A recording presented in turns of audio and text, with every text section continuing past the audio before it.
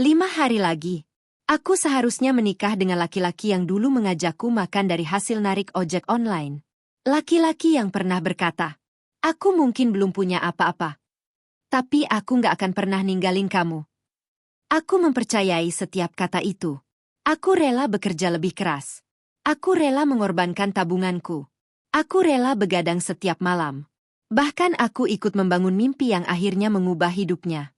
Sampai sore itu, saat aku datang ke studio tanpa memberi kabar, aku mendengar suara yang tidak akan pernah bisa kulupakan.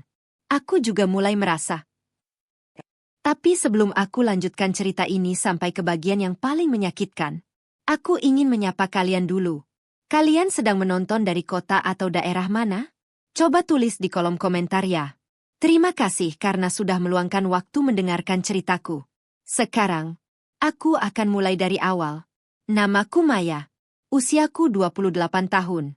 Kalau kalian bertemu denganku di jalan, mungkin kalian tidak akan menoleh 2 kali. Aku bukan perempuan yang cantiknya langsung mencuri perhatian. Aku juga bukan perempuan yang berasal dari keluarga berada. Aku hanya perempuan biasa, yang setiap pagi berdiri di belakang meja kasir sebuah minimarket.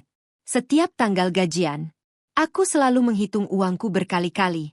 Bukan karena banyak, tetapi karena takut ada kebutuhan yang belum kupikirkan. Aku hidup sederhana. Berangkat kerja naik motor tua peninggalan ayah. Pulang menjelang malam. Sesampainya di rumah, aku masih sering membuka laptop tua. Belajar apa saja yang bisa kupelajari dari internet. Waktu itu, aku belum tahu kalau semua yang kupelajari nanti justru akan membesarkan mimpi orang lain. Aku dibesarkan oleh kedua orang tua yang selalu mengajarkan satu hal. Jangan malu hidup sederhana. Yang memalukan itu kalau hidup dari hasil menyakiti orang. Kalimat itu terus kuingat sampai sekarang. Mungkin karena itulah, aku selalu percaya bahwa kerja keras tidak pernah mengkhianati siapapun. Yang bisa berkhianat, hanyalah manusia. Semua bermula 6 tahun yang lalu. Saat hidupku berjalan seperti biasanya. Masuk kerja, pulang kerja, menabung sedikit demi sedikit. Lalu berharap suatu hari nanti bisa membeli rumah kecil. Aku tidak pernah membayangkan bahwa suatu sore, seseorang akan datang membawa mimpi yang akhirnya ikut menjadi mimpiku. Namanya Dimas. Aku pertama kali bertemu dengannya di depan minimarket tempatku bekerja. Waktu itu hujan deras. Seorang driver ojek online berhenti di depan pintu. Jaket hijaunya sudah basah kuyup. Helmnya meneteskan air ke lantai. Ia masuk sambil membawa kantong pesanan pelanggan. Napasnya masih terengah-engah. Aku langsung mengambil barang pesanannya. Mas, ini pesanannya.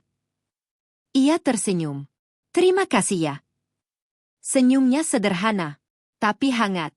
Saat hendak membayar, ia merogoh semua saku jaketnya. Lalu tertawa kecil. Aduh. Aku mengangkat kepala. Kenapa, Mas? Ketinggalan dompet. Wajahnya langsung berubah panik. Sebentar. Aku balik lagi ya. Aku hanya tersenyum. Nggak apa-apa. Pesanannya dibawa dulu aja. Ia langsung menggeleng. Nggak bisa. Nanti saya dikira kabur. Aku tertawa kecil. Mas, saya percaya kok. Ia terlihat terdiam beberapa detik. Lalu menatapku. Jarang ada orang gampang percaya sama driver ojol. Aku mengangkat bahu. Kalau dari wajah Mas, kayaknya bukan tipe yang bawa lari 2 bungkus roti sama kopi. Ia langsung tertawa. Tawa yang terdengar lepas. Beberapa menit kemudian, ia kembali. Benar-benar kembali. Membayar semuanya. Bahkan berkali-kali meminta maaf. Sebelum pergi, ia sempat berkata, besok saya traktir kopi ya. Aku hanya tersenyum. Kupikir, itu hanya basa-basi. Ternyata, keesokan harinya, ia benar-benar datang lagi. Keesokan harinya, aku sedang menyusun rak minuman dingin. Jam baru menunjukkan pukul 9 pagi. Minimarket belum terlalu ramai. Saat sedang menata botol-botol minuman, aku mendengar suara yang terasa familiar. Permisi. Aku menoleh. Ternyata benar. Driver ojek online yang kemarin datang. Masih memakai jaket hijau yang sama. Hanya saja hari ini, jaketnya sudah kering. Di tangannya ada 2 gelas kopi. Begitu melihatku, ia tersenyum lebar. Tepat janji. Aku ikut tersenyum. Mas serius datang? Iya. Katanya mau traktir kopi. Aku tertawa kecil. Kupikir bercanda. Aku nggak biasa ngasih janji terus lupa. Kalimat itu sederhana. Tapi entah kenapa, aku menyukainya. Aku melihat jam dinding. Jam istirahatku masih 15 menit lagi. Aku tunggu ya. Iya. Ia duduk di kursi depan minimarket, sambil sesekali melihat ponselnya yang terus berbunyi. 15 menit kemudian, aku keluar. Ia langsung menyerahkan 1 gelas kopi. Nih. Terima kasih. Kami duduk di bangku kecil depan minimarket. Awalnya hanya diam. Sampai akhirnya aku bertanya, Mas narik dari pagi? Ia mengangguk. Dari jam 5. Capek ya? Capek. Tapi kalau nggak narik? Nggak makan. Aku hanya mengangguk pelan. Jawaban yang sangat jujur. Tidak dibuat-buat. Kami mulai mengobrol lebih lama. Aku baru tahu namanya Dimas. Usianya 30 tahun. Sudah hampir 3 tahun menjadi driver ojek online. Sebelumnya bekerja di sebuah pabrik. Namun terkena PHK saat perusahaan tempatnya bekerja tutup. Aku sempat nganggur hampir setahun. Katanya sambil tertawa kecil. Terus? Ya akhirnya ngojol. Nggak malu? Ia tersenyum. Lapar lebih memalukan. Jawaban itu membuatku ikut tersenyum. Sejak hari itu, Dimas mulai sering mampir. Kadang membeli air mineral. Kadang hanya membeli permen. Kadang memang sengaja datang saat jam istirahatku. Lama-kelamaan, aku mulai menunggunya tanpa sadar. Kalau sehari ia tidak datang, entah kenapa aku merasa ada yang kurang. Suatu sore, saat hujan turun sangat deras, Dimas datang dengan wajah kusut. Ia melepas helm, lalu duduk di depan minimarket. Aku menghampirinya. Order sepi? Ia menggeleng. Enggak. Terus. Ia tersenyum pahit. Motor mogok. Habis. Iya. Padahal besok cicilan. Aku ikut terdiam. Beberapa detik kemudian ia malah tertawa sendiri. Lucu ya? Kenapa? Kalau orang lain mimpi punya mobil. Aku cuma mimpi motorku nggak mogok. Aku tidak ikut tertawa. Karena aku tahu. Ia sedang menyembunyikan rasa lelahnya. Aku membuka dompet. Mengeluarkan beberapa lembar uang. Loh. Ini buat servis motor. Dimas langsung menggeleng cepat. Enggak. Aku nggak bisa nerima. Anggap aja pinjam. Ia tetap menggeleng. Aku belum pantas minjam sama kamu. Aku memasukkan lagi uang itu ke dompet. Lalu tersenyum. Ya sudah. Tapi nanti kalau butuh cerita. Boleh ke sini. Dimas menatapku cukup lama. Lalu berkata pelan. Maya. Iya. Terima kasih. Hah? Karena selama ini, kamu orang pertama yang lebih sering nanya kabarku daripada pesananku. Aku hanya tersenyum. Saat itu, aku belum tahu bahwa perhatian kecil yang kuberikan setiap hari akan membuatku masuk ke dalam hidupnya lebih jauh.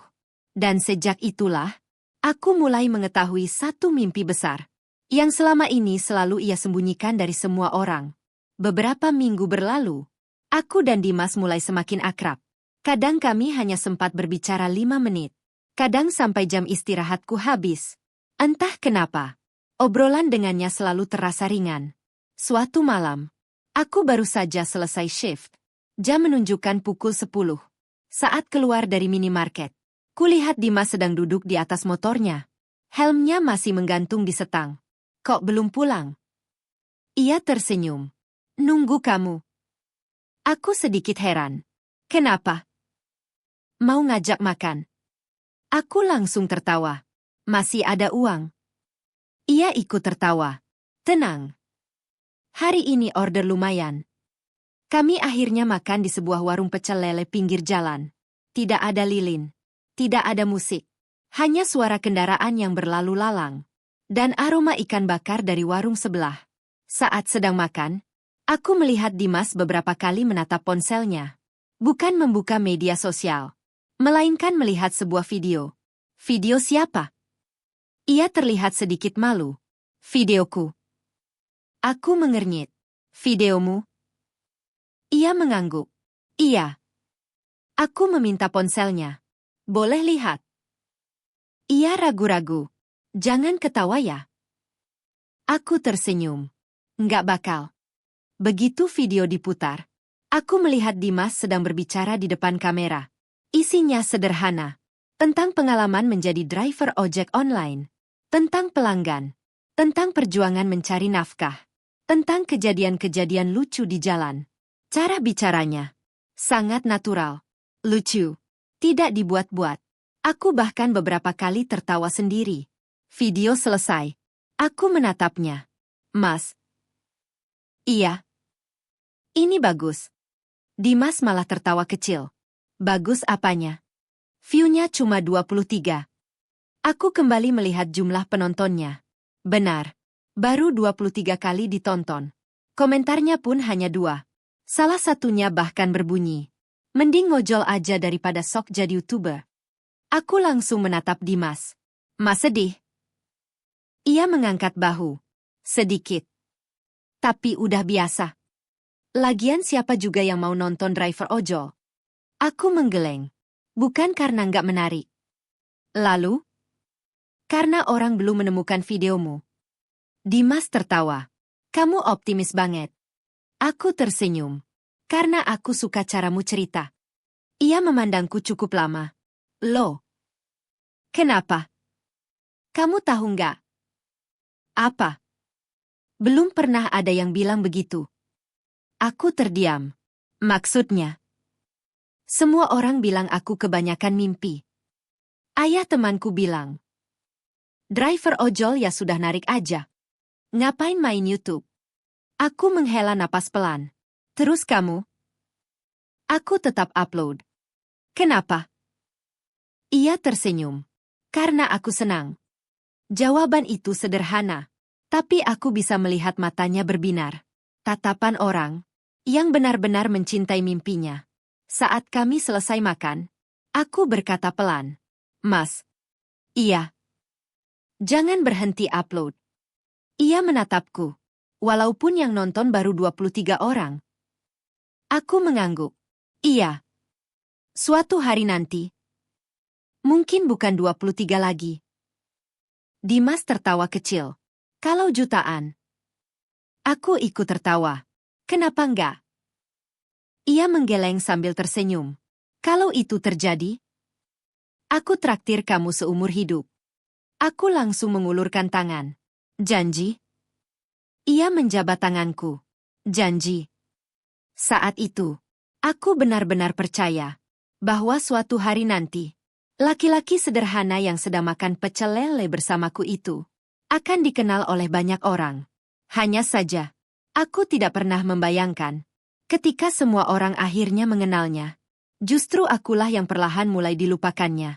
Sejak malam makan pecel lele itu, aku mulai ikut memperhatikan channel YouTube Dimas. Setiap selesai bekerja, aku selalu membuka video terbaru yang ia unggah. Kadang ku tonton sampai selesai. Kadang ku putar 2 kali. Bukan supaya angka view-nya naik, tapi karena memang aku menikmati caranya bercerita. Ia tidak pernah berpura-pura menjadi orang lain. Kalau sedang kesal karena order dibatalkan pelanggan, ia cerita apa adanya. Kalau sedang bahagia karena mendapat pelanggan baik, ia juga menceritakannya dengan tulus. Namun, ada satu masalah yang mulai kusadari. Cara bicaranya memang menarik, tapi kualitas videonya masih sangat buruk. Suara motornya terlalu berisik. Gambarnya bergoyang. Warnanya gelap. Thumbnail-nya pun hanya mengambil gambar asal. Suatu malam, aku berkata pelan. Mas. Iya. Boleh aku kasih pendapat? Dimas langsung mengangguk. Boleh. Jujur ya? Iya. Kontennya bagus. Tapi orang mungkin belum sempat tahu. Karena mereka sudah pergi sebelum mengklik videonya. Dimas terlihat bingung. Maksudnya? Thumbnail-nya kurang menarik. Judulnya juga terlalu panjang. Ia menggaruk kepalanya. Aku nggak ngerti begituan. Aku tersenyum. Aku juga belum. Loh. Tapi aku bisa belajar. Dimas tertawa. Kamu serius? Aku mengangguk mantap. Serius. Malam itu juga. Sepulang kerja. Aku tidak langsung tidur. Aku membuka laptop tuaku. Mencari video tentang editing. Tentang thumbnail. Tentang algoritma YouTube. Tentang cara membuat judul yang menarik. Satu video selesai. Aku lanjut video berikutnya. Tanpa terasa. Jam menunjukkan pukul 1 dini hari. Besok paginya. Aku tetap harus masuk kerja pukul 8. Rutinitas itu terus berulang. Siang bekerja. Malam belajar. Semua kulakukan. Bukan karena aku ingin menjadi YouTuber. Tetapi karena aku ingin membantu orang yang kucintai. Beberapa hari kemudian, aku menunjukkan hasil belajarku. Mas. Apa? Coba pakai thumbnail ini. Dimas melihat layar laptopku. Loh. Bagus banget. Aku tertawa kecil. Masih belajar. Ia langsung bertanya. Berapa bayarannya? Aku memukul pelan lengannya. Bayaran apaan? Ya masa gratis. Aku tersenyum. Kalau nanti channelmu besar. Itu sudah cukup jadi bayaran. Dimas menatapku cukup lama. Lalu berkata pelan. Maya. Iya. Aku beruntung kenal kamu. Aku hanya tersenyum. Tidak tahu harus menjawab apa. Malam itu, kami mengunggah video baru. Menggunakan thumbnail buatanku. Menggunakan judul yang kususun berulang kali. Saat tombol upload ditekan, kami sama-sama menunggu. 1 jam, 2 jam, 3 jam. Jumlah penontonnya memang belum viral. Tapi, untuk pertama kalinya, angkanya naik lebih cepat daripada biasanya. Dimas langsung memanggilku. Maya. Apa? Lihat. Aku melihat layar ponselnya. Video yang biasanya hanya ditonton puluhan orang, kini sudah menembus ratusan penonton dalam beberapa jam. Angka itu memang kecil. Bagi orang lain mungkin tidak berarti. Namun bagi kami, itu adalah tanda bahwa perjuangan kami mulai menemukan jalannya. Dan sejak malam itu, tanpa kusadari, aku bukan lagi sekadar pacar Dimas. Aku mulai menjadi orang yang membangun mimpinya dari balik layar. Sejak hari itu, ada satu kebiasaan baru dalam hidupku. Setelah pulang bekerja, aku tidak lagi langsung tidur. Aku datang ke kontrakan kecil Dimas. Kontrakannya sederhana. Hanya 1 kamar, 1 kipas angin, sebuah meja lipat, dan laptop tua yang sering mati sendiri kalau terlalu lama dipakai. Di meja itulah, kami menghabiskan hampir setiap malam. Dimas mengedit bagian yang mudah. Aku memperbaiki bagian yang menurutku masih kurang. Kadang kami berdebat soal judul. Judul ini kepanjangan. Enggak. Kalau pendek nanti orang nggak ngerti. Tapi kalau kepanjangan juga nggak dibaca. Lalu kami sama-sama tertawa. Kadang, kami menghabiskan waktu hampir 1 jam. Hanya untuk menentukan satu judul. Kalau thumbnail, Dimas selalu menyerah. Aku nggak ngerti beginian. Aku hanya tersenyum. Udah sini. Aku mulai membuka Photoshop yang kupelajari sendiri. Mencoba berbagai warna. Mencoba berbagai tulisan. Mengganti ukuran huruf berkali-kali. Kadang sampai Dimas tertidur di kursi. Saat aku menoleh, kulihat kepalanya sudah bersandar ke dinding. Masih mengenakan jaket ojek online. Tangannya masih menggenggam mouse. Aku hanya tersenyum kecil. Lalu mengambil selimut tipis. Menaruhnya di pundaknya. Aku kembali melanjutkan pekerjaanku. Entah kenapa. Melihatnya tidur seperti itu, justru membuatku semakin ingin membantunya. Karena aku tahu, pagi nanti, ia harus kembali menarik penumpang. Siang mengejar target. Malam membuat video lagi. Hidupnya nyaris tidak memiliki waktu untuk beristirahat. Suatu malam, saat video baru selesai diunggah, Dimas berkata pelan, Maya. Iya. Kalau nanti channel ini besar. Aku tersenyum. Iya. Aku mau kamu berhenti kerja. Aku langsung tertawa. Lo kenapa? Biar kamu fokus bantu aku. Aku menggeleng cepat. Jangan. Kenapa? Channel YouTube itu nggak pasti. Kalau suatu hari turun gimana? Kita harus tetap punya pegangan. Dimas hanya mengangguk. Iya juga. Aku tersenyum. Selama aku masih kuat kerja. Biar aku yang bantu dari belakang. Ia menatapku cukup lama. Lalu berkata, kalau bukan kamu, mungkin aku udah berhenti dari dulu. Kalimat itu membuat dadaku terasa hangat. Aku percaya, apa yang kami bangun bukan hanya sebuah channel, melainkan masa depan bersama. Beberapa minggu kemudian, sesuatu yang selama ini kami tunggu akhirnya datang. Salah satu video Dimas tiba-tiba direkomendasikan oleh YouTube. Dalam semalam, view-nya melonjak berkali-kali lipat. Saat bangun pagi, Dimas meneleponku dengan suara berteriak. Maya. Iya? Kenapa? Lihat YouTube. Aku langsung membuka aplikasi. Mataku membelalak. Video yang semalam baru beberapa ratus penonton. Kini sudah puluhan ribu. Jumlah subscriber terus bertambah setiap menit. Kami sama-sama tidak percaya. Namun, yang lebih mengejutkan lagi, itu ternyata bukan akhir, melainkan awal dari perubahan besar yang perlahan mengubah hidup kami berdua. Aku masih ingat pagi itu. Ponselku terus berbunyi sejak subuh. Awalnya kupikir hanya notifikasi biasa. Ternyata, semua notifikasi itu berasal dari YouTube. Subscriber bertambah. Komentar terus masuk. Jumlah penonton naik begitu cepat. Aku bahkan sempat mengira aplikasi YouTubeku sedang error. Aku langsung menelepon Dimas. Mas. Iya. Kamu lihat. Lihat. Kita viral. Aku bisa mendengar suaranya bergetar. Bukan karena takut, melainkan karena bahagia. Hari itu, aku izin datang sedikit terlambat ke kantor. Aku mampir dulu ke kontrakan Dimas. Begitu pintu dibuka, ia langsung memelukku erat. Maya. Iya. Kita berhasil. Aku ikut tersenyum. Belum. Loh. Ini baru mulai. Ia tertawa. Ia juga. Kami berdua langsung duduk di depan laptop. Melihat angka subscriber yang terus bergerak. 50.000, 60.000, 70.000. Naiknya begitu cepat. Setiap beberapa menit, Dimas selalu berkata, nambah lagi. Aku ikut tertawa. Nambah lagi.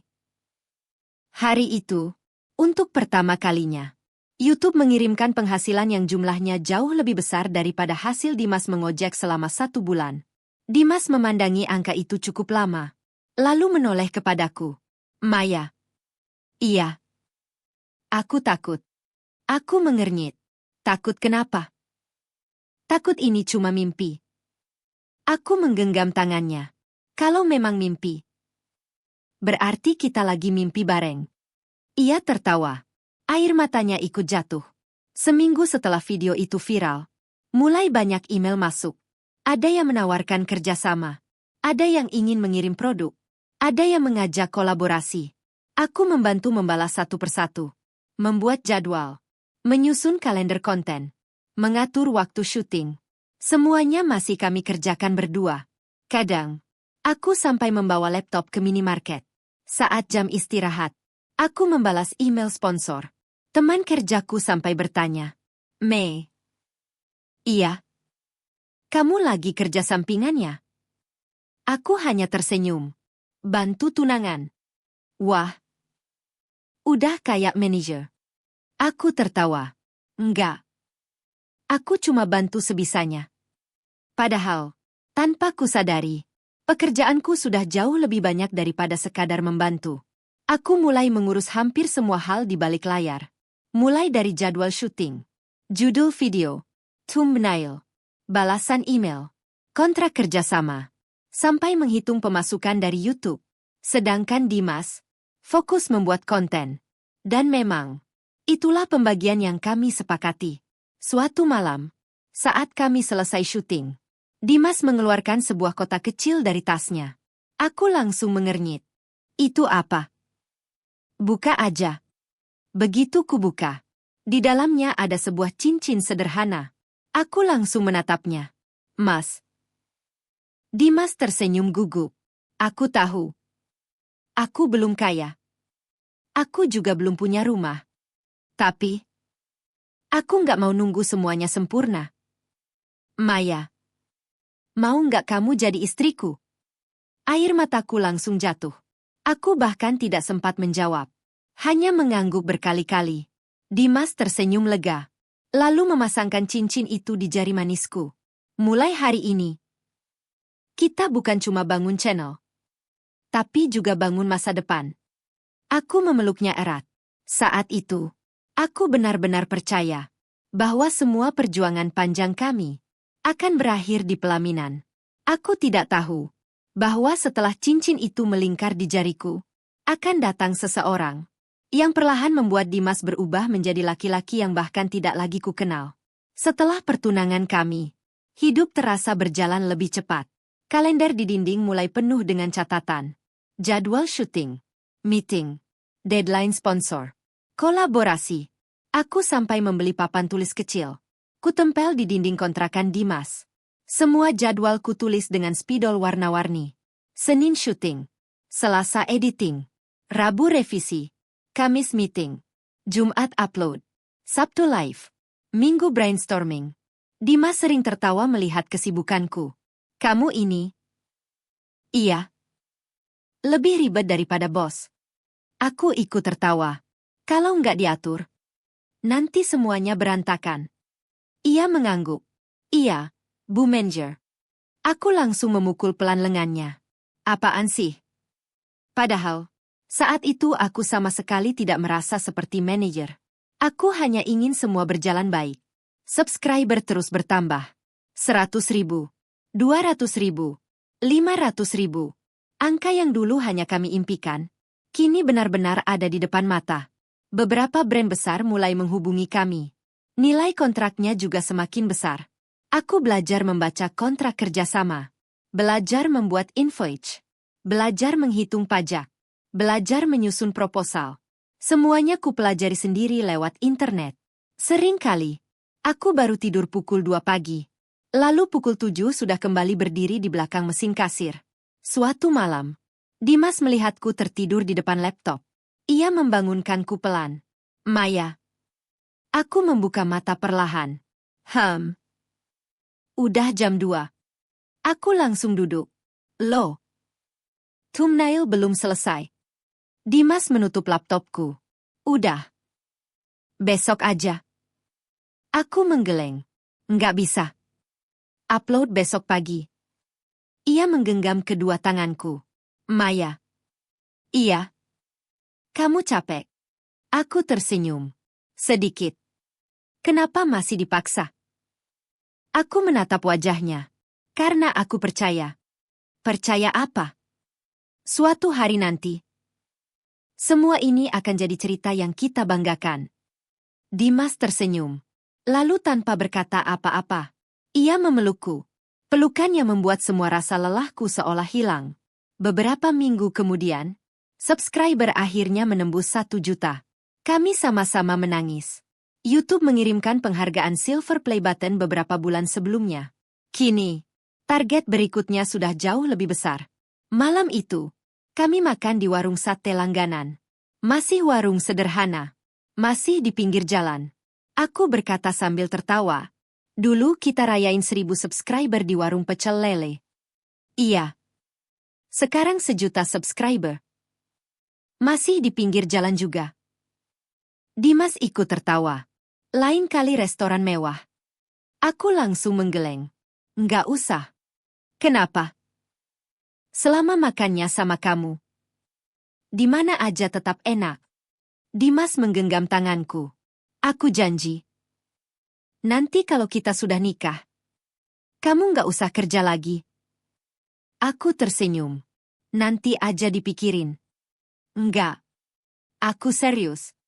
Aku pengin kamu istirahat. Selama ini kamu terlalu capek. Aku hanya mengangguk pelan. Saat itu, aku benar-benar percaya bahwa semua janji itu akan menjadi kenyataan. Aku tidak pernah menyangka. Justru setelah subscriber menembus 1 juta, Dunia baru mulai membuka pintunya. Dunia yang penuh lampu sorot, panggung, artis, influencer, dan orang-orang yang perlahan membuat Dimas lupa siapa yang menemaninya ketika belum dikenal siapapun. Setelah channel Dimas menembus 1 juta subscriber, hidup kami benar-benar berubah.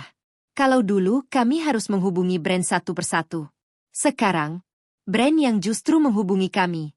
Setiap pagi, email masuk puluhan, undangan podcast, undangan menjadi pembicara, acara televisi, kolaborasi dengan kreator besar. Aku sampai membuat folder khusus, folder sponsor, folder kontrak, folder invoice, folder jadwal syuting. Laptop tuaku yang dulu hanya dipakai belajar editing, kini penuh dengan pekerjaan. Suatu sore, Dimas pulang dengan wajah berseri-seri.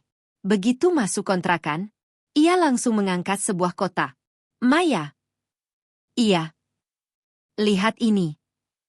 Aku membuka kotak itu. Di dalamnya ada kamera baru. Masih tersegel. Aku langsung menatapnya. Mas, kamu beli?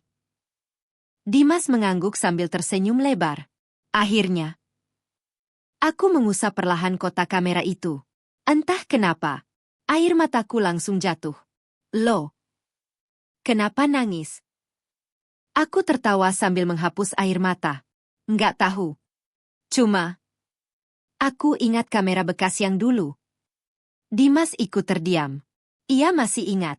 Kamera bekas yang kubeli setelah menjual gelang kesayanganku. Ia menggenggam tanganku.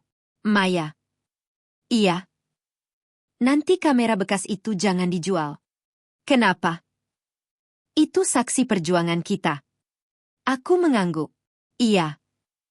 Malam itu, kami menyimpan kamera lama di dalam lemari. Bukan karena sudah rusak, tetapi karena benda itu menyimpan terlalu banyak kenangan.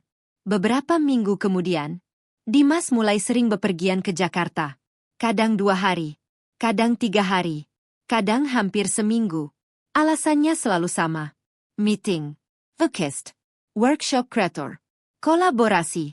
Aku tidak pernah mempermasalahkannya. Justru aku ikut menyiapkan semua kebutuhannya. Menyusun pakaian, mengecek baterai kamera, mengisi kartu memori, sampai membuat daftar barang agar tidak ada yang tertinggal. Suatu malam, saat sedang membereskan tasnya, Dimas berkata, Mei. Iya. Kayaknya. Aku butuh tim. Aku mengangguk pelan. Iya. Memang sudah waktunya. Kerjaan udah kebanyakan. Aku tersenyum. Nanti kita cari editor. Terus kameramen. Admin juga. Dimas mengangguk. Aku sama sekali tidak keberatan. Karena memang semuanya sudah mulai sulit dikerjakan berdua. Aku bahkan ikut membantu membuka lowongan, menyaring lamaran, melakukan wawancara sederhana. Sampai akhirnya, tim kecil kami mulai terbentuk. Ada editor. Ada kameramen, ada admin media sosial. Melihat mereka bekerja, aku justru merasa bangga. Karena channel yang dulu hanya dikerjakan di kontrakan sempit, kini mulai menjadi sebuah perusahaan kecil. Namun, beberapa minggu setelah tim terbentuk, Dimas berkata sesuatu yang saat itu kuanggap biasa. Mei. Iya. Besok meeting sama brand. Iya. Kamu nggak usah ikut ya. Aku sedikit heran. Lo kenapa? Meetingnya kecil kok. Aku sama editor aja. Aku mengangguk. Ya sudah. Saat itu, aku benar-benar menganggap itu hal biasa. Aku tidak tahu, kalimat sederhana itu akan menjadi awal dari pelan-pelan tersingkirnya aku, dari mimpi yang selama ini ku bangun bersama. Awalnya, aku benar-benar tidak berpikir macam-macam. Menurutku, semakin besar sebuah channel, memang semakin banyak orang yang harus terlibat. Tidak mungkin semuanya terus dikerjakan berdua. Aku justru senang. Karena itu berarti, perjuangan kami mulai membuahkan hasil. Beberapa hari setelah meeting pertama tanpa aku, Dimas pulang lebih malam dari biasanya. Ia langsung merebahkan tubuh di sofa. Wajahnya terlihat sangat lelah. Aku menghampirinya sambil membawa segelas teh hangat. Nih. Ia tersenyum. Terima kasih. Gimana meetingnya? Lancar. Brandnya cocok. Iya. Aku duduk di sampingnya. Lumayan besar ya? Dimas mengangguk. Iya. Lumayan. Biasanya, kalau selesai meeting, Dimas selalu bercerita panjang tentang siapa yang ditemui, apa saja yang dibahas, bahkan hal-hal kecil sekalipun. Namun malam itu, jawabannya hanya pendek-pendek. Aku sempat mengira ia hanya sedang lelah. Karena itu aku tidak bertanya lagi. Beberapa hari kemudian, aku kembali membuat jadwal upload seperti biasa. Namun saat ku kirim ke Dimas, ia membalas singkat. Nanti aja. Aku mengernyit. Biasanya, kami selalu mendiskusikan jadwal bersama. Sore harinya, aku datang ke studio. Begitu masuk, kulihat editor baru sedang mengedit video. Aku tersenyum. Gimana? Lancar, Mbak. Alhamdulillah. Aku melihat layar monitornya. Thumbnail yang dipakai. Bukan desainku. Aku tersenyum kecil. Mungkin lagi coba konsep baru. Aku sama sekali tidak tersinggung. Justru aku penasaran. Bagus juga. Editor itu menoleh kepadaku. Oh. Ini konsep dari Mas Rio. Aku mengangguk. Pantes. Tak lama kemudian, Rio datang. Perawakannya rapi. Kemeja putih. Sepatu mengilap. Cara bicaranya tenang. Oh. Ini Mbak Maya ya? Aku tersenyum ramah. Iya. Salam kenal. Ia menjabat tanganku sebentar. Lama juga akhirnya ketemu. Aku tersenyum. Iya. Dimas sering cerita. Rio tertawa kecil. Sedikit. Lumayan. Obrolan kami tidak lama. Karena beberapa menit kemudian, Dimas datang. Begitu melihatku, ia terlihat sedikit terkejut. Mei. Iya. Kok kesini? Aku tertawa. Loh. Biasanya juga kesini. Iya sih. Cuma, ia sempat melirik Rio. Lalu berkata pelan. Harusnya bilang dulu. Aku sedikit bingung. Memangnya kenapa?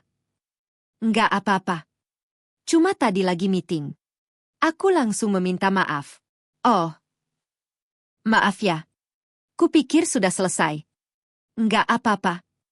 Ia tersenyum. Namun, entah kenapa, senyumnya terasa berbeda. Tidak selega dulu saat melihatku datang. Aku mencoba menghilangkan perasaan itu. Mungkin, aku memang terlalu sensitif. Saat hendak pulang, aku mendengar Rio berkata kepada Dimas, Mas, besok jangan lupa. Ada meeting sama agensi. Iya. Yang datang cukup kita bertiga. Aku tidak terlalu memperhatikan. Kupikir, yang dimaksud bertiga adalah Dimas, Rio, dan editor. Namun, keesokan harinya, saat membuka media sosial, aku melihat sebuah foto yang membuatku sedikit terdiam. Di dalam foto itu, Dimas sedang duduk di sebuah restoran mewah. Di sampingnya ada Rio. Dan di sebelah Rio, seorang perempuan cantik yang belum pernah kulihat sebelumnya. Di bawah foto itu tertulis, meeting seru bareng calon proyek besar. Aku hanya memandang foto itu beberapa detik, lalu tersenyum sendiri. Mungkin orang dari agensi. Aku masih berusaha berpikir baik. Aku belum tahu bahwa perempuan itu akan menjadi alasan mengapa cincin di jari manisku tidak pernah sampai ke pelaminan. Aku tidak pernah bertanya kepada Dimas tentang perempuan yang ada di foto itu. Bagiku, kalau sebuah hubungan dipenuhi rasa curiga, lama-lama yang habis bukan cintanya, melainkan rasa percaya. Jadi, aku memilih diam. Beberapa hari kemudian, Dimas sendiri yang bercerita. Mei. Iya. Kemarin meeting sama agensi. Aku mengangguk sambil tetap melipat pakaian. Yang di foto itu? Iya. Itu siapa? Namanya Tiara. Aku tersenyum. Orang agensi? Dimas tertawa kecil. Bukan. Selebgram. Oh. Pantes cantik. Dimas hanya mengangguk. Dia nanti kolaborasi sama aku. Aku ikut senang. Wah, pasti view-nya tinggi. Iya. Rio juga bilang begitu. Aku sama sekali tidak merasa cemburu. Justru aku membantu menyiapkan konsep videonya. Aku mencari referensi, membuat daftar pertanyaan, menyusun alur syuting. Bahkan, aku yang membuat desain thumbnail cadangan. Malam sebelum syuting, aku menyerahkan flash disk kepada Dimas. Ini apa? Konsep thumbnail. Loh, kamu masih sempat bikin? Aku tertawa. Ya sempatin. Siapa tahu kepakai. Dimas tersenyum, lalu mengecup keningku. Terima kasih. Kalimat sederhana itu masih mampu membuatku merasa dihargai. Keesokan harinya, aku tidak ikut syuting. Karena memang Dimas berkata tim sudah cukup. Aku hanya menunggu kabar dari rumah. Sesekali membuka media sosial. Menunggu foto-foto di balik layar. Sore harinya, video kolaborasi itu akhirnya tayang. Dalam beberapa jam, view-nya sudah ratusan ribu. Komentarnya juga sangat ramai. Aku ikut membaca satu persatu. Awalnya aku tersenyum. Namun semakin lama, senyumku perlahan menghilang. Beneran cocok. Aura sultannya dapet. Kenapa baru sekarang kolaborasi? Kirain pacaran. Cocok banget. Bikin konten terus sama Tiara ya? Aku menarik napas panjang. Lalu menutup kolom komentar. Aku tahu. Netizen memang sering menjodoh-jodohkan kreator. Itu hal biasa. Tidak perlu dipikirkan. Malamnya, Dimas datang ke rumah. Aku langsung menyambutnya. Gimana syuting? Seru. Capek. Sedikit. Aku mengeluarkan makanan yang sudah kupersiapkan. Makan dulu. Saat sedang makan, aku bertanya sambil tersenyum. Tiara orangnya baik. Dimas mengangguk. Baik. Ramah. Enggak sombong. Aku ikut tersenyum. Syukurlah. Enak ya kalau kerja sama orang yang baik. Dimas hanya mengangguk sambil terus makan. Obrolan kami berhenti sampai di situ. Namun, entah kenapa, untuk pertama kalinya, aku merasa ada sesuatu yang berubah. Bukan dari sikap Dimas, melainkan dari caranya bercerita. Dulu, setiap selesai syuting, ia akan menceritakan semuanya dengan antusias. Mulai dari kejadian lucu, kesalahan saat take, sampai hal-hal sepele. Sekarang, jawabannya selalu singkat. Seolah ada bagian dari dunianya yang mulai tidak lagi bisa kumasuki. Dan beberapa hari kemudian, perasaan itu ternyata bukan hanya perasaanku saja.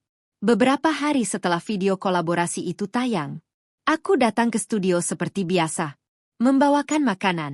Dulu, kalau aku datang, suasana langsung ramai. Mbak Maya datang. Mbak bawain makan. Semua orang menyambutku.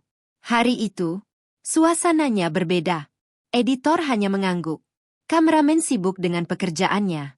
Admin media sosial bahkan tidak mengangkat kepalanya. Aku tidak mempermasalahkannya. Mungkin mereka sedang mengejar deadline. Aku masuk ke ruang kerja Dimas. Kulihat ia sedang berbicara dengan Rio. Begitu melihatku, Rio langsung berdiri. Oh, Mbak Maya. Aku tersenyum. Maaf ganggu. Enggak kok. Aku cuma bawain makan. Dimas menghampiriku. Makasih. Kamu belum makan kan? Nanti aja. Kita masih meeting. Aku mengangguk pelan. Ya sudah. Aku meletakkan kotak makanan di meja. Lalu hendak keluar. Namun sebelum pintu benar-benar tertutup, aku mendengar Rio berkata, Mas, meeting berikutnya sama Tiara. Jangan sampai telat. Aku masih berpikir itu hal biasa. Bagaimanapun juga, mereka memang sedang bekerja. Aku pulang tanpa rasa curiga sedikit pun. Sampai malam harinya, saat sedang membuka media sosial, aku melihat siaran langsung Tiara. Awalnya aku hanya ingin lewat. Namun, judul siaran itu membuatku berhenti. Behind the Scene Shooting bareng Dimas. Aku membuka siaran itu. Di sana, mereka sedang bercanda, tertawa, saling melempar lelucon. Kolom komentar bergerak sangat cepat. Cocok banget. Pacaran aja. Fix chemistry-nya beda. Aura pasangan. Aku tersenyum kecil. Namanya juga konten. Aku hendak menutup siaran itu. Namun, tiba-tiba salah satu komentar muncul. Kak Dimas udah punya pacar belum? Aku berhenti. Mataku langsung tertuju ke layar. Tiara membaca komentar itu sambil tertawa. Kak Dimas. Jawab dong. Dimas ikut tertawa. Loh. Kenapa aku? Iyalah. Netizen penasaran. Aku ikut tersenyum. Dalam hati aku berkata, ayo. Bilang aja sudah tunangan. Karena selama ini, Dimas tidak pernah malu mengakuiku. Bahkan di beberapa video awal, ia sering menyebut namaku. Namun, yang keluar dari mulut Dimas malam itu, membuat senyumku perlahan menghilang. Aku masih fokus kerja dulu. Ruangan tempatku duduk mendadak terasa sunyi. Aku menatap layar tanpa berkedip. Tiara tertawa. Nah kan? Berarti masih ada kesempatannya. Semua orang di studio ikut tertawa. Dimas juga tertawa. Tidak sekalipun ia berkata, aku sudah punya tunangan. Tidak sekalipun. Aku mencoba menenangkan diriku sendiri. Mungkin dia cuma menjaga privasi. Aku terus mencari alasan. Karena aku belum siap percaya bahwa laki-laki yang dulu dengan bangga menggenggam tanganku dimanapun, kini mulai ragu mengakui keberadaanku di depan jutaan penonton. Malam itu, aku hampir tidak bisa tidur. Bukan karena marah. Bukan juga karena cemburu. Melainkan karena aku terus memikirkan satu kalimat. Aku masih fokus kerja dulu. Kalimat itu terdengar sederhana. Mungkin bagi orang lain, tidak ada yang salah. Tapi bagiku, kalimat itu terasa sangat asing. Karena laki-laki yang kukenal, selalu bangga memperkenalkanku. Bahkan dulu, saat subscribernya belum sampai 1000, ia pernah berkata di depan kamera, aku bisa bertahan sampai sekarang. Karena ada satu orang yang terus percaya sama aku. Meski waktu itu, ia tidak menyebut namaku. Aku tahu, orang itu adalah aku. Sekarang, saat jutaan orang mulai mengenalnya, namaku justru perlahan menghilang. Aku mencoba mengusir semua pikiran buruk. Mungkin memang benar. Dunia hiburan berbeda. Privasi lebih penting. Aku terus meyakinkan diriku sendiri. Sampai 3 hari kemudian, Dimas mengajakku makan malam. Kami kembali ke warung pecel lele. Tempat pertama kami sering menghabiskan waktu bersama. Begitu duduk, aku langsung tersenyum. Udah lama ya kita nggak kesini. Dimas mengangguk. Iya. Rasanya masih sama. Aku tertawa. Yang berubah cuma kita. Ia ikut tertawa kecil. Ia juga. Beberapa menit kemudian, makanan datang. Kami makan sambil mengobrol seperti biasa. Tentang pekerjaan. Tentang upload berikutnya. Tentang persiapan pernikahan. Sampai akhirnya, aku memberanikan diri bertanya. Mas. Iya. Aku boleh nanya sesuatu? Boleh. Waktu live kemarin, Dimas langsung mengangkat wajah. Kenapa? Kenapa kamu bilang masih fokus kerja? Sendok di tangan Dimas berhenti. Beberapa detik. Ia tidak menjawab. Aku tetap menunggunya. Akhirnya, ia tersenyum kecil. Oh. Itu. Aku mengangguk. Iya. Dimas menarik napas panjang. Rio yang nyaranin. Aku mengernyit. Rio. Iya. Katanya. Kalau kehidupan pribadi terlalu dibuka, engagement bisa turun. Aku masih diam. Dimas melanjutkan. Lagian, itu cuma buat konten. Aku tersenyum tipis. Kalau nanti ada yang benar-benar percaya. Dimas langsung menggenggam tanganku. Maya. Iya. Kamu percaya aku kan? Aku melihat matanya. Masih mata yang sama. Masih penuh keyakinan. Aku akhirnya mengangguk. Iya. Aku percaya. Dimas tersenyum lega. Nah. Itu aja cukup. Aku ikut tersenyum. Malam itu, aku benar-benar memilih percaya. Karena menurutku, hubungan yang baik memang dibangun di atas kepercayaan. Namun, aku tidak tahu bahwa saat aku sedang belajar mempercayainya, ada seseorang yang justru sedang belajar mengambil tempatku. Namanya Tiara. Dan semua itu dimulai dari satu proyek kolaborasi lagi, yang awalnya kukira hanyalah pekerjaan biasa. Kolaborasi kedua dengan Tiara berlangsung 2 minggu kemudian. Kali ini, syuting dilakukan di sebuah kafe yang sedang viral. Aku sudah menyiapkan semuanya sejak malam sebelumnya. Konsep video, daftar adegan, thumbnail cadangan, bahkan pakaian yang akan dipakai Dimas pun sudah kusetrika. Pagi harinya, aku mengantar semua perlengkapan ke studio. Saat hendak ikut masuk ke mobil, Rio langsung menghampiriku. "Mbak Maya." "Iya, Mas Rio. Hari ini nggak usah ikut ya?" Aku tersenyum.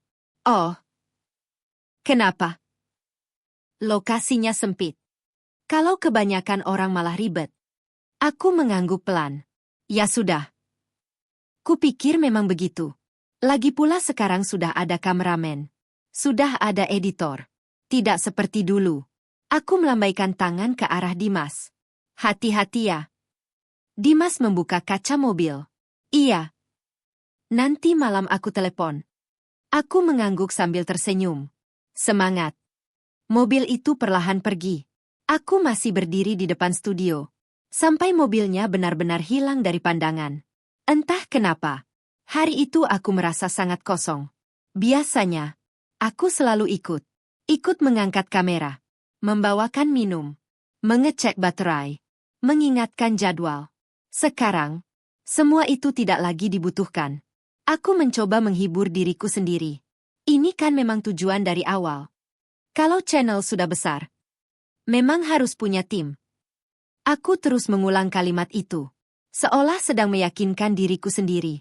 Malam harinya, video belum juga selesai syuting. Aku mengirim pesan. "Mas, sudah makan?" Beberapa menit berlalu, tidak dibalas. Aku mencoba menelepon. Tidak diangkat. Aku kembali berpikir positif. Mungkin masih take. Baru sekitar pukul 11 malam, ponselku berbunyi. Nama Dimas muncul. "Maaf ya. Baru selesai." Aku tersenyum. "Nggak apa-apa." "Udah makan?" "Belum." Aku langsung berkata. "Jangan lupa makan." "Iya."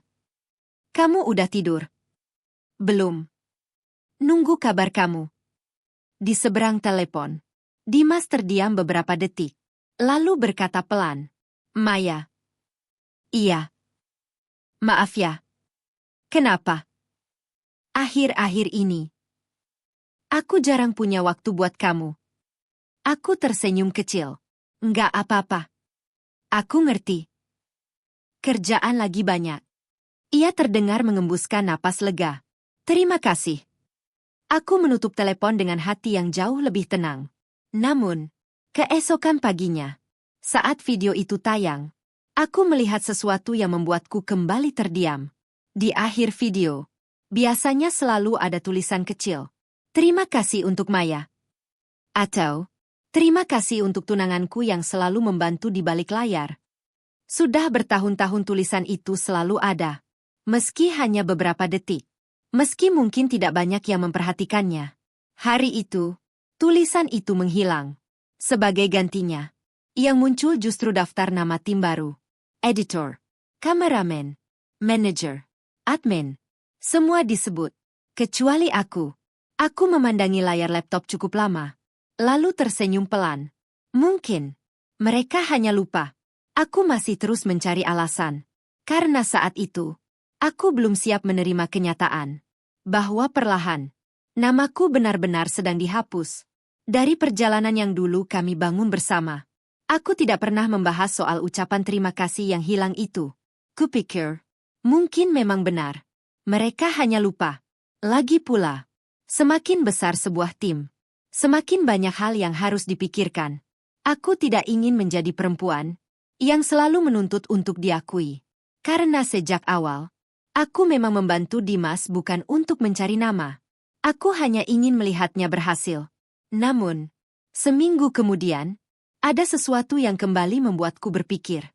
Malam itu, aku sedang menyusun daftar vendor untuk pernikahan kami. Undangan hampir selesai dicetak. Gedung sudah dibayar. Catering sudah memberikan menu final. Aku bahkan mulai memilih warna seragam keluarga.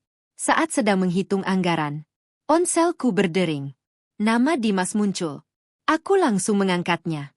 Halo. Maya. Iya. Besok aku ke Bandung.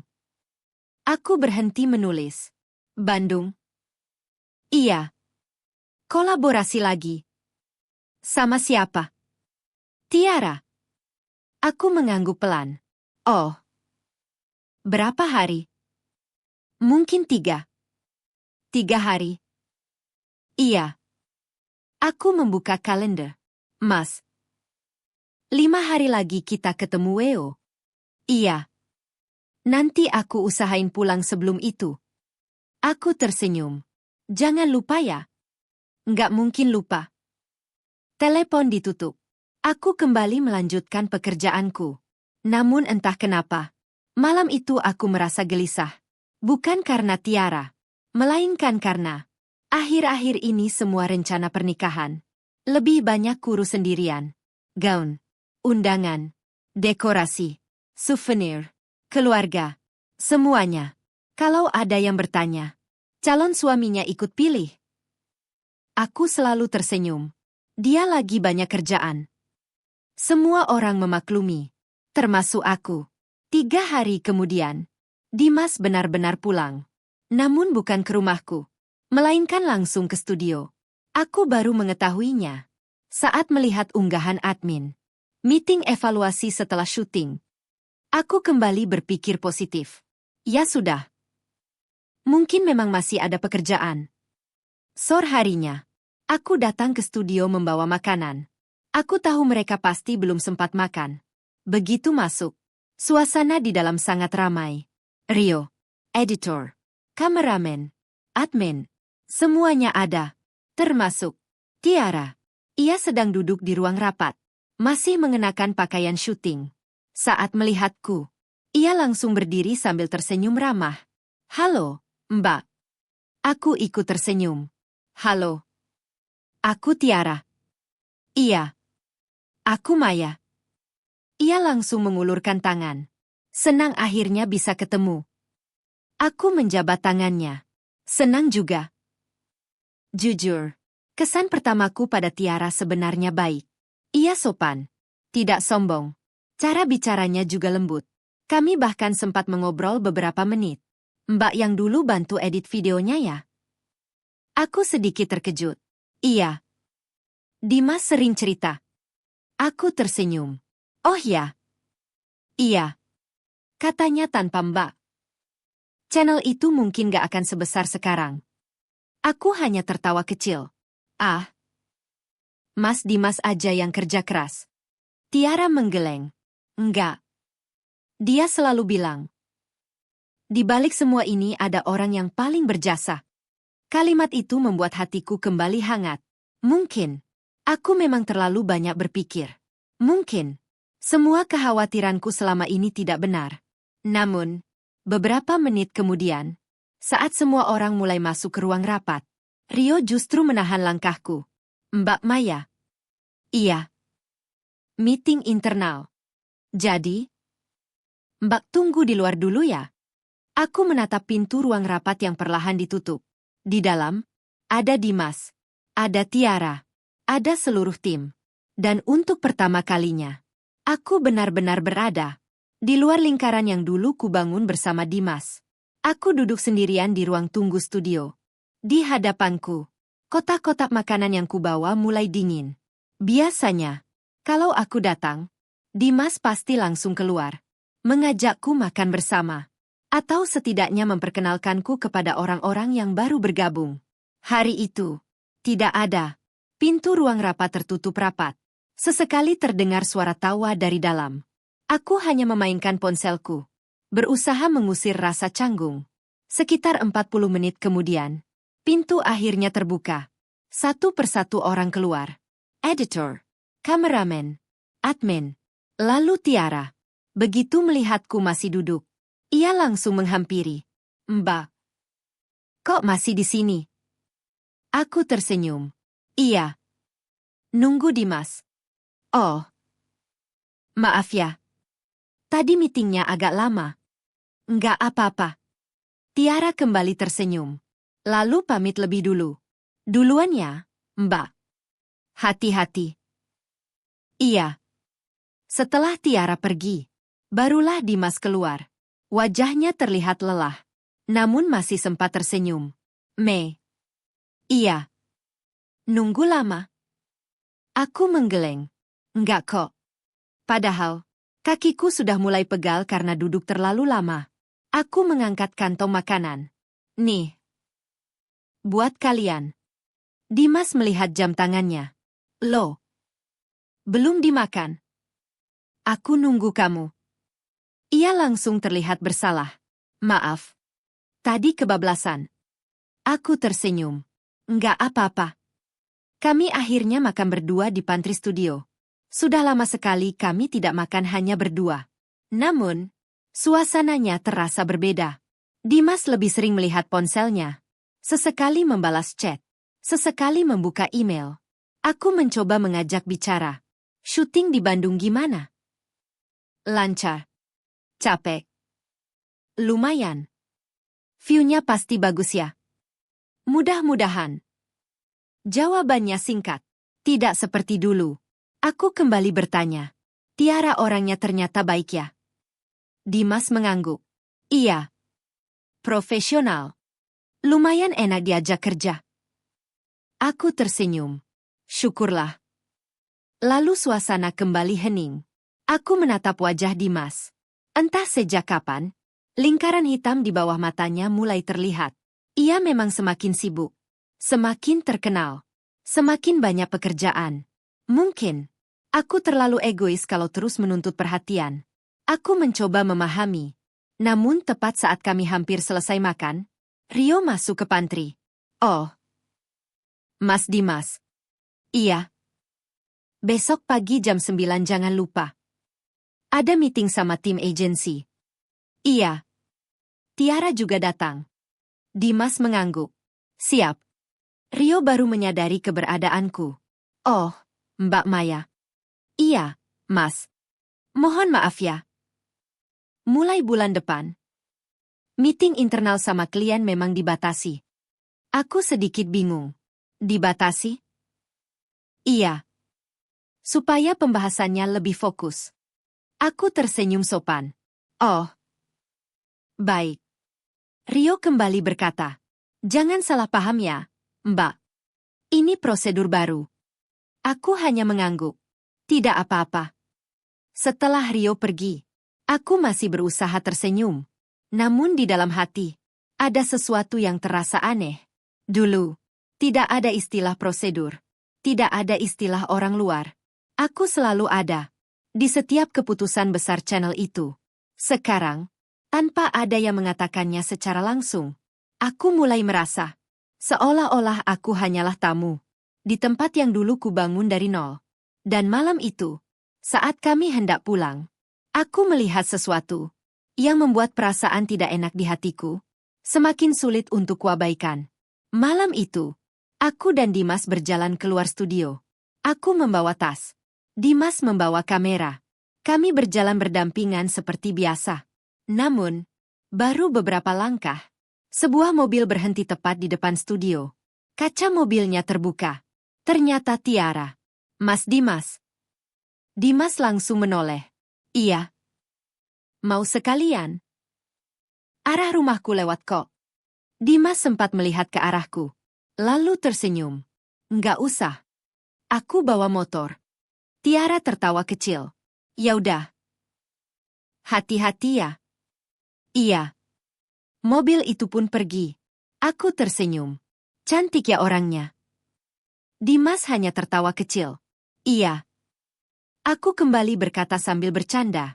Kalau aku jadi netizen, mungkin aku juga ikut ngejodohin.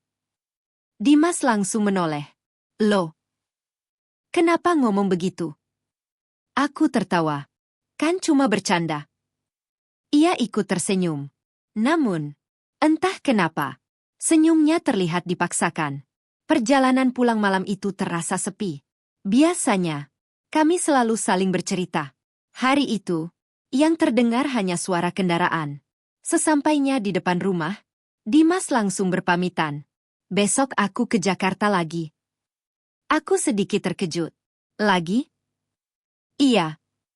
Ada podcast. Berapa hari? 2 hari. Aku mengangguk pelan. Jaga kesehatannya. Iya. Ia mencium keningku. Lalu pergi. Aku berdiri cukup lama di depan rumah. Melihat lampu belakang motornya semakin jauh. Entah kenapa. Aku mulai merindukan Dimas. Padahal hubungan kami belum berakhir. Beberapa hari berikutnya, kesibukan Dimas semakin padat. Pagi podcast. Siang meeting. Malam syuting. Kadang, aku hanya menerima pesan singkat. Udah makan? Jangan tidur malam. Besok aku telepon. Telepon yang dijanjikan, seringkali tidak pernah datang. Aku tidak marah. Aku tahu ia sibuk. Namun, rasa rindu yang terus dipendam, pelan-pelan berubah menjadi rasa sepi. Suatu malam, aku membuka galeri ponsel. Melihat foto-foto lama kami. Foto saat masih naik motor tua. Foto saat makan mie instan di kontrakan. Foto saat subscriber masih 1000. Foto ketika silver play button pertama datang. Aku tersenyum sendiri. Waktu itu, kita bahagia ya. Tanpa sadar, air mataku menetes. Bukan karena aku merasa kehilangan, tetapi karena aku mulai merasa laki-laki yang ada di foto-foto itu, sedikit demi sedikit, sedang berubah menjadi orang yang asing. 2 hari kemudian, Dimas akhirnya pulang dari Jakarta. Namun, bukan kabar darinya yang pertama kali kulihat, melainkan sebuah video pendek yang sedang viral di media sosial. Video itu hanya berdurasi 15 detik. Isinya sederhana. Dimas dan Tiara sedang keluar dari sebuah restoran. Mereka tertawa bersama. Lalu, saat hendak masuk ke mobil, Dimas membukakan pintu untuk Tiara. Kolom komentarnya penuh. Mas Dimas gentleman banget. Cocok banget sama Tiara. Semoga berjodoh. Aku menarik napas panjang. Masih berusaha berpikir baik. Karena aku tahu, potongan video 15 detik tidak bisa menggambarkan keseluruhan cerita. Aku terus mencoba percaya. Sampai malam itu, ponselku berdering. Bukan dari Dimas, melainkan dari seseorang yang sama sekali tidak kukenal. Dan telepon itulah yang mulai membuka kenyataan yang selama ini disembunyikan dariku. Ponselku terus berdering. Nomornya tidak kusimpan. Awalnya, aku hampir tidak mengangkatnya. Kupikir hanya telepon promosi. Namun entah kenapa, aku menekan tombol jawab. Halo. Selamat malam. Suara perempuan. Terdengar sopan. Iya. Apakah ini Mbak Maya? Iya. Saya Rena. Aku mengernyit. Maaf. Kita kenal. Tidak. Saya hanya admin dari salah satu agensi. Aku semakin bingung. Ada apa ya? Perempuan itu terdengar ragu. Maaf mengganggu malam-malam. Tapi, saya merasa Mbak perlu tahu sesuatu. Dadaku langsung berdebar. Tahu apa? Di seberang sana, suasana mendadak hening. Seolah ia sedang mempertimbangkan apakah harus melanjutkan pembicaraan itu atau tidak. Akhirnya, ia berkata pelan. Mbak, saya sudah lama mengikuti channel Mas Dimas. Aku hanya diam.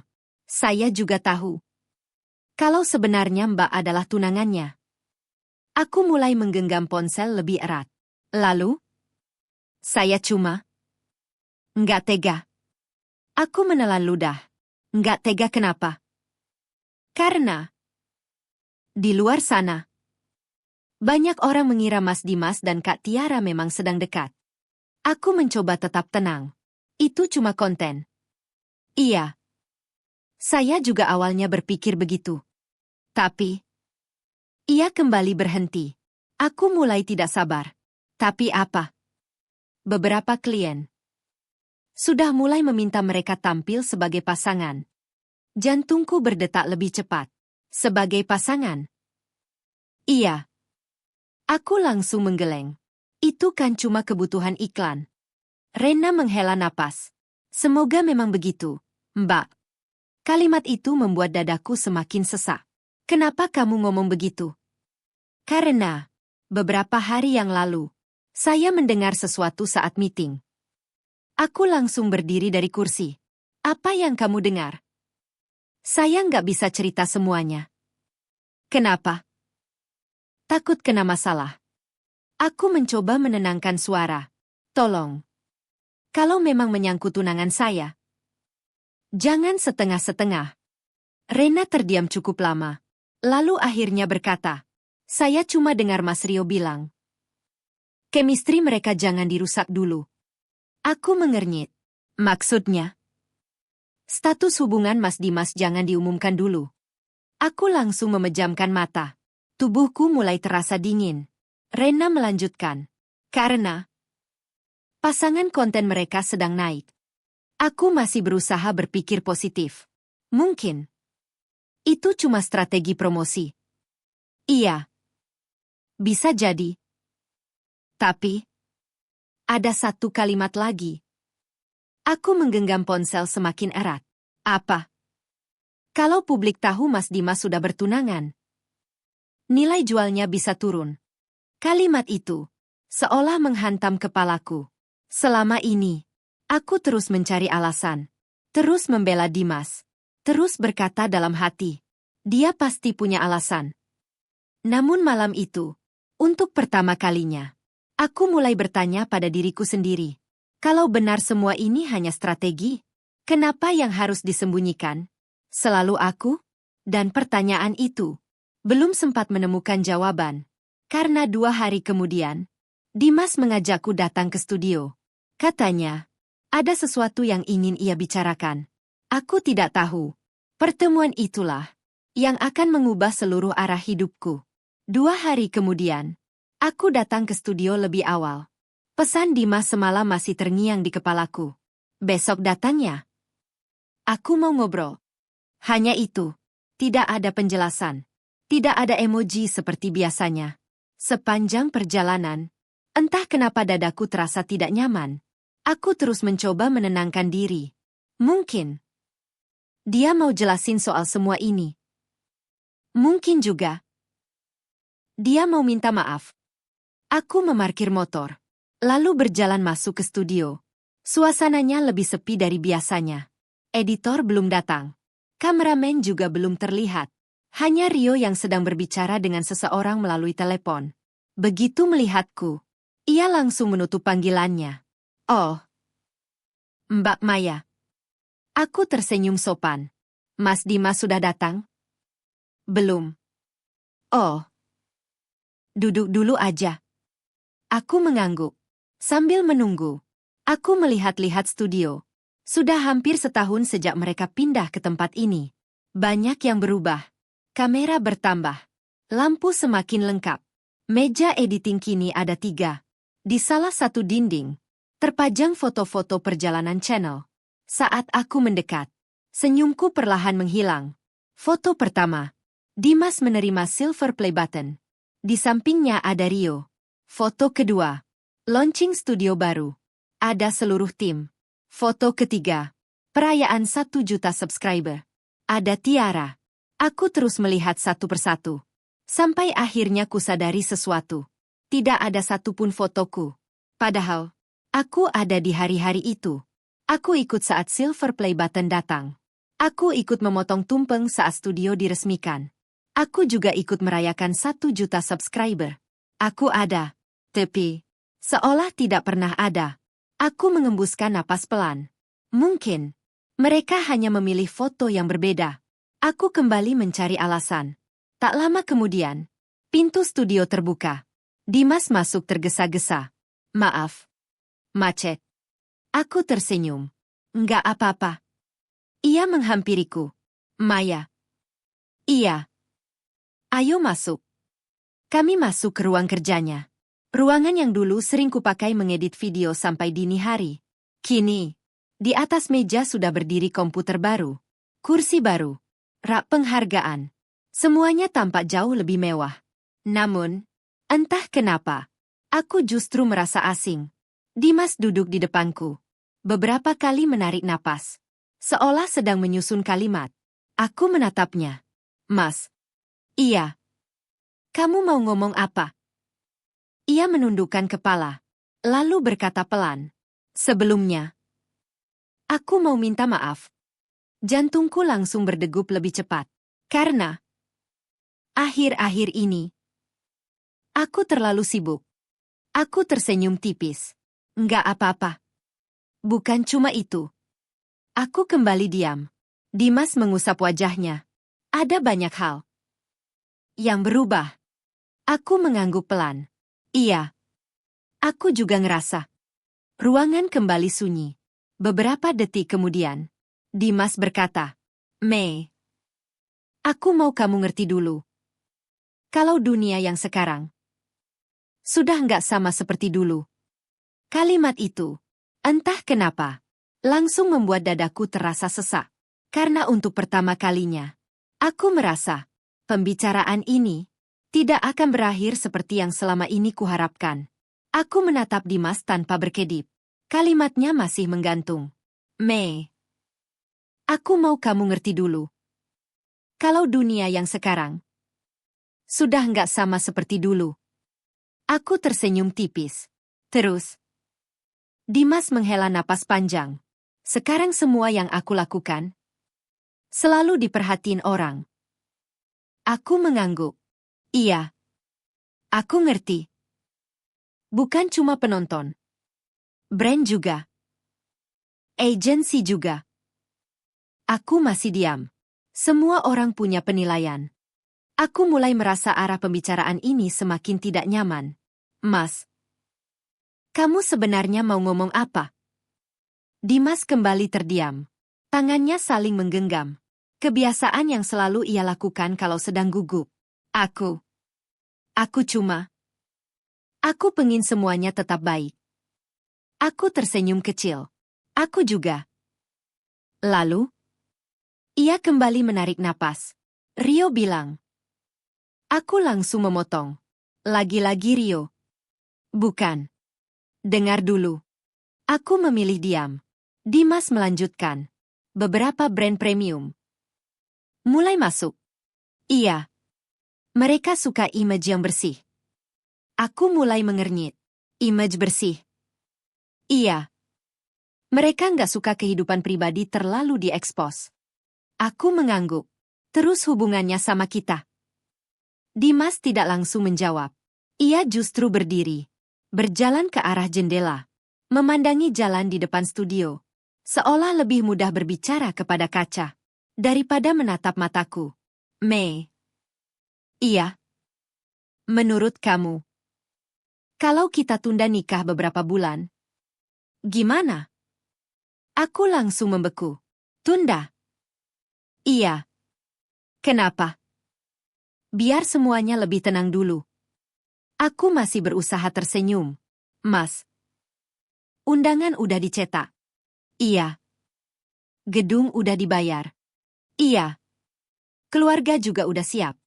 Iya. Lalu kenapa ditunda? Ruangan kembali sunyi. Aku mulai merasakan sesuatu. Sesuatu yang sejak beberapa minggu terakhir terus berusaha kutolak. Perasaan bahwa Dimas sedang menjauh. Namun aku masih berharap. Semoga alasannya benar-benar karena pekerjaan. Bukan karena yang lain. Akhirnya, Dimas kembali duduk di depanku. Matanya mulai memerah. Aku capek. Mei. Aku langsung melunak. Kalau capek, kita istirahat. Nggak usah ambil kerjaan sebanyak ini. Ia menggeleng. Bukan capek kerja. Lalu? Capek. Harus terus memilih. Aku mengernyit. Memilih apa? Ia memejamkan mata beberapa detik. Lalu berkata lirih. Antara. Kalimatnya kembali berhenti. Dadaku semakin sesak. Antara apa, Mas? Beberapa detik. Tidak ada jawaban. Aku bahkan bisa mendengar suara pendingin ruangan yang sejak tadi tidak pernah kusadari. Lalu, Dimas akhirnya membuka mata. Menatapku. Tatapan yang tidak pernah kulihat sebelumnya. Tatapan penuh rasa bersalah. Dan kalimat berikutnya menjadi awal dari hancurnya semua mimpi yang selama ini kami bangun bersama. Aku capek. Harus terus memilih. Aku masih menatap Dimas. Memilih apa, Mas? Ia memejamkan mata. Seolah kalimat berikutnya sangat sulit keluar. Lalu ia berkata pelan. Antara perasaan dan pekerjaan. Aku langsung mengernyit. Maksudnya? Dimas mengusap wajahnya. Mei, kamu tahu kan? Karirku sekarang lagi bagus. Aku mengangguk. Iya. Semua orang bilang. Ini masa yang gak boleh disia-siakan. Aku masih diam. Kalau salah langkah, semuanya bisa turun. Aku mencoba memahami. Lalu, ia kembali berkata. Rio bilang. Image sekarang penting. Aku mengembuskan napas pelan. Lagi-lagi Rio. Bukan cuma Rio. Beberapa agensi juga. Brand juga. Aku mulai kehilangan arah pembicaraan. Mas, apa hubungannya sama aku? Dimas tidak langsung menjawab. Ia justru menatap cincin di jari manisku. Lama. Sangat lama. Sampai akhirnya ia berkata. Mei, aku cuma minta waktu. Waktu buat apa? Buat merapikan semuanya. Aku mulai tersenyum hambar. Merapikan apa? Ia kembali diam. Dadaku mulai terasa sesak. Karena setiap pertanyaanku selalu dijawab dengan kalimat yang menggantung. Aku berdiri dari kursi. Berjalan mendekati jendela. Lalu membelakanginya. Mas. Iya. Aku ini tunangan kamu. Bukan penonton. Kalau memang ada masalah, bilang terus terang. Ruangan kembali sunyi. Beberapa detik kemudian, Dimas akhirnya berkata, akhir-akhir ini, brand lebih suka kalau aku tetap terlihat sendiri. Aku langsung membalikkan badan. Sendiri? Iya. Karena follower perempuan lebih banyak. Aku tertawa kecil. Tawa yang bahkan terdengar asing di telingaku sendiri. Jadi, keberadaan aku mulai dianggap mengganggu. Dimas langsung menggeleng. Enggak begitu. Lalu bagaimana? Itu cuma sementara. Sampai kapan? Ia tidak menjawab. Aku kembali bertanya. Sampai kapan, Mas? Sebulan? Setahun? Atau sampai orang lupa kalau kamu pernah melamar aku? Air mata mulai memenuhi mataku. Namun aku masih berusaha tersenyum. Karena aku tidak ingin menangis di depannya. Belum. Belum sekarang. Dimas ikut berdiri. Lalu mencoba menggenggam tanganku. Namun perlahan ku tarik. Mei. Dengar dulu. Aku masih dengar. Tapi aku belum dapat jawaban. Ia kembali terdiam. Aku akhirnya mengambil tas. Kalau memang hari ini kamu belum siap jujur, aku pulang dulu. Saat tanganku hampir menyentuh gagang pintu, suara Rio terdengar dari luar. Mas Dimas, meeting sama Tiara dimajuin. Bisa sekarang? Aku memejamkan mata. Entah kenapa, kalimat sederhana itu terasa seperti jawaban atas semua pertanyaanku. Aku membuka pintu, berpapasan dengan Rio. Ia tersenyum sopan. Mbak Maya, mau pulang? Aku hanya mengangguk. Iya. Belum sempat aku melangkah. Pintu lift di ujung lorong terbuka. Seorang perempuan keluar. Mengenakan blazer putih. Kacamata hitam. Tas bermerek. Tiara. Begitu melihat Dimas, ia langsung tersenyum lebar. Hai. Maaf aku telat. Dimas membalas senyum itu. Sedangkan aku hanya berdiri beberapa meter dari mereka. Untuk pertama kalinya, aku merasa seperti orang asing. Di dalam kisah yang dulu ikut kutulis sejak halaman pertama. Dan aku sama sekali belum tahu bahwa 5 hari sebelum akad, aku akan mendengar percakapan yang membuatku memilih melepas cincin itu untuk selamanya. 3 tahun kemudian, aku berdiri di depan sebuah gedung 5 lantai. Di bagian depannya, terpampang sebuah papan besar bertuliskan, Maya Digital Creative. Aku memandangi papan itu cukup lama. Masih sulit rasanya percaya bahwa semuanya benar-benar nyata. 3 tahun yang lalu, aku hanyalah seorang kasir minimarket. Perempuan yang setiap malam begadang mengedit video untuk orang lain. Perempuan yang rela menghabiskan seluruh tabungannya demi membeli kamera pertama tunangannya. Perempuan yang pernah menangis karena merasa dirinya tidak lagi pantas mendampingi laki-laki yang ia bangun dari nol. Hari ini, aku berdiri di depan perusahaan yang kubangun sendiri. Tanpa bantuan siapapun. Tanpa nama besar siapapun. Semuanya lahir dari ilmu yang dulu kupelajari diam-diam. Editing, thumbnail, SEO, storytelling, content planning, marketing, analisis algoritma. Semua kemampuan yang dulu kupelajari agar channel Dimas berkembang. Kini justru menjadi jalan rezekiku sendiri. Awalnya, aku hanya menerima satu klien. Pemilik toko kue kecil. Ia memintaku mengelola media sosialnya. Bayarannya bahkan tidak sampai 1 juta rupiah. Namun aku mengerjakannya sepenuh hati. 2 bulan kemudian, tokonya mulai ramai. Ia merekomendasikan kepada temannya. Dari 1 klien, menjadi 3. Dari 3, menjadi 7. Setahun kemudian, aku sudah tidak sanggup lagi mengerjakan semuanya sendirian. Aku merekrut editor pertama, lalu desainer, kemudian videographer, admin, copywriter, sales specialist. Semakin lama, timku semakin besar. Lucunya, banyak dari mereka adalah anak-anak muda yang dulu pernah diremehkan. Ada yang pernah dipecat. Ada yang gagal kuliah. Ada yang pernah ditolak bekerja karena tidak punya pengalaman. Aku selalu berkata kepada mereka, aku tidak mencari orang yang paling hebat. Aku mencari orang yang mau terus belajar. Kalimat itu menjadi budaya di kantorku. Tidak ada senior. Tidak ada junior. Semua saling membantu. Semua saling menghargai. Aku tidak ingin ada orang yang merasakan apa yang dulu pernah kurasakan. Setiap Jumat sore, kami selalu makan bersama. Tidak peduli seberapa sibuk pekerjaan.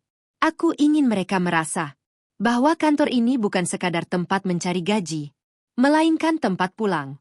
Hari itu, seorang editor baru bertanya kepadaku, Mbak Maya. Iya.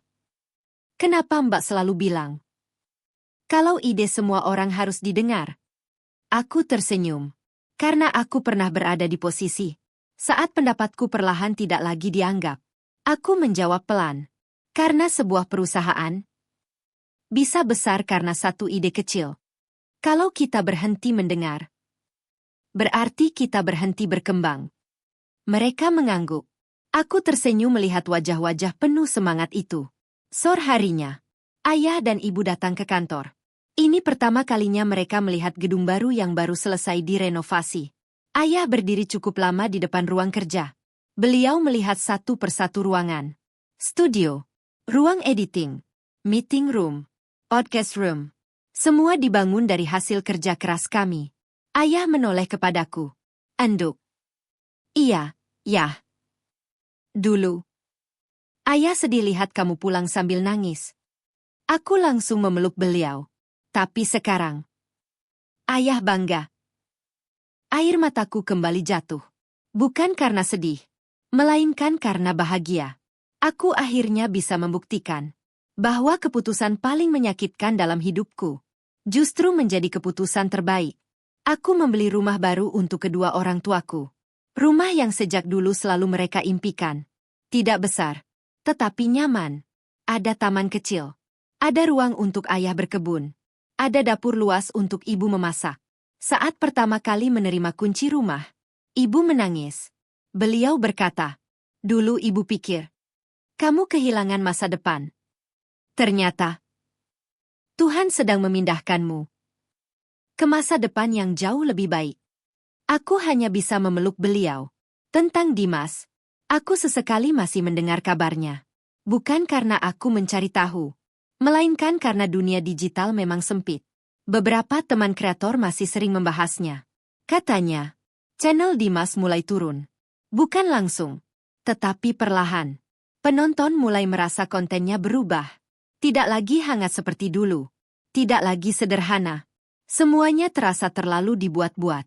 Sponsor premium yang dulu berebut, mulai berkurang satu persatu. Engagement menurun. Komentar juga tidak lagi seramai dulu. Hubungannya dengan Tiara pun ternyata tidak bertahan lama. Banyak orang mengira mereka berpacaran. Padahal, setelah beberapa bulan, Tiara memilih fokus membangun bisnis keluarganya. Kolaborasi mereka berhenti. Masing-masing berjalan sendiri. Sedangkan Rio, manajer yang dulu begitu percaya diri mengatur citra Dimas, kabarnya sudah tidak lagi bekerja bersamanya. Beberapa klien besar juga berpindah ke kreator lain. Ironisnya, yang dulu begitu dijaga mati-matian, justru hilang perlahan. Suatu siang, resepsionis kantorku menghubungi ruang kerja. Mbak Maya. Iya. Ada tamu. Siapa? Katanya. Namanya Dimas. Tanganku langsung berhenti mengetik. Aku menatap jendela beberapa detik, lalu berkata pelan, "Silakan masuk." Beberapa saat kemudian, pintu ruanganku terbuka. Dimas masuk. Sudah jauh berbeda. Wajahnya terlihat lebih kurus. Tidak lagi memakai pakaian bermerek. Tidak ada kameramen. Tidak ada manajer. Tidak ada asisten. Ia datang sendirian. Kami saling memandang. Cukup lama. Sampai akhirnya ia tersenyum. "Hai." Aku membalas senyum itu. "Hai. Selamat ya." "Terima kasih." Ia melihat sekeliling ruanganku. Banyak penghargaan terpajang. Foto-foto tim. Sertifikat perusahaan. Klien-klien besar. Ia tersenyum pahit. "Dulu, aku pikir yang bikin channelku besar cuma kamera." Aku diam. Ternyata orang di belakang kamera jauh lebih penting. Aku masih diam. Ia mengeluarkan sebuah amplop. "Apa ini?" "Dulu, aku nggak pernah sempat bilang terima kasih." Aku tidak membuka amplop itu. Aku hanya menaruhnya di atas meja. "Dimas." "Iya. Aku sudah memaafkan kamu." Matanya langsung berkaca-kaca. "Tapi, memaafkan bukan berarti kembali." Ia mengangguk pelan. Aku tahu. Ia berdiri, mengulurkan tangan. "Semoga kamu selalu bahagia." Aku menjabat tangannya. "Semoga kamu juga menemukan kebahagiaanmu." Ia tersenyum, lalu berjalan keluar. Aku tidak mengejarnya. Aku juga tidak menangis. Karena untuk pertama kalinya, melihat Dimas pergi, hatiku benar-benar tenang. Aku berdiri di depan jendela, melihat seluruh timku bekerja. Ada yang sedang syuting, ada yang mengedit, ada yang tertawa. Aku tersenyum. Dulu, aku pernah berpikir hidupku hancur karena kehilangan satu orang. Ternyata, aku hanya sedang diberi ruang untuk menemukan diriku sendiri. Hari ini aku benar-benar percaya, kesuksesan terbesar bukan ketika kita berhasil membuktikan bahwa orang lain salah, melainkan ketika kita berhasil membangun hidup yang begitu bahagia, sampai kita tidak lagi memiliki waktu untuk membenci masa lalu. Kalau hari itu aku memaksa tetap menikah, mungkin aku memang tidak akan sendirian. Tetapi aku juga tidak akan pernah menjadi perempuan yang berdiri di sini hari ini. Aku tidak pernah menyesal pernah mencintainya. Karena tanpa semua luka itu, aku mungkin tidak akan pernah menemukan versi terbaik dari diriku sendiri. Terima kasih sudah menemani perjalananku sampai akhir. Kalau kalian menjadi aku, apakah kalian sanggup memulai semuanya lagi dari nol setelah dikhianati orang yang paling kalian percaya? Tulis jawaban kalian di kolom komentar. Sampai jumpa di kisah berikutnya.